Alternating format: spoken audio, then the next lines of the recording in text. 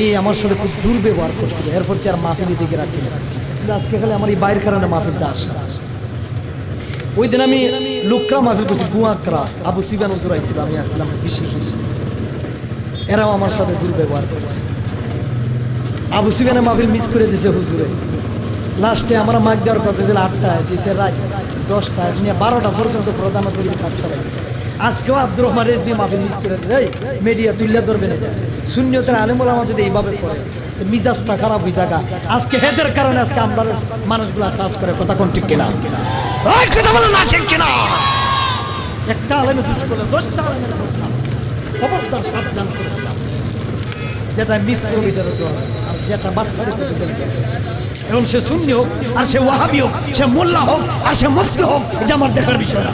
কথা বলে না ঠিক কিনা? আমি কিন্তু এই মাসে গুরুত্ব দিয়ে আসছি। আমার বয়সের কচিত কারণ যদি কোনো অ্যাক্সিডেন্ট না হয় তাহলে মাহফিল, যদি অ্যাক্সিডেন্ট হয় তাহলে মনে হয় মাহফিল মিস হয়, আর নাহলে মাহফিল মিস হয় না। আইসে আমি হাজির দিই, কিন্তু মাহফিলের কমিটিরা আমার বাইরে যেমন গেছে 8:30 দিব, 8:30 দিচ্ছে। ওইখানে এসে এইভাবে আমার সাথে দুর্ব্যবহার করবে। এইভাবে যদি তোরা করতে একদিন ফাইবে ডাকলে, জীবন আর ডাকলে ভাইতে না। মাহফিল কি খালি মন্তুল গ্রামই হয় রে? মাহফিল কি খালি এই গ্রামই হয়? আর কি সারা বাংলাদেশের মাহফিল নাই? এক দরজা বন্ধ দিলে 1000 দরজা খোলা আছে, ঠিক কিনা কোন? আপনি এক মালিকের বাড়ি চাকরি করেন, মালিকের যদি বিদায় করে দেয় পরের দিন কি আর চাকরি পাইতেন না?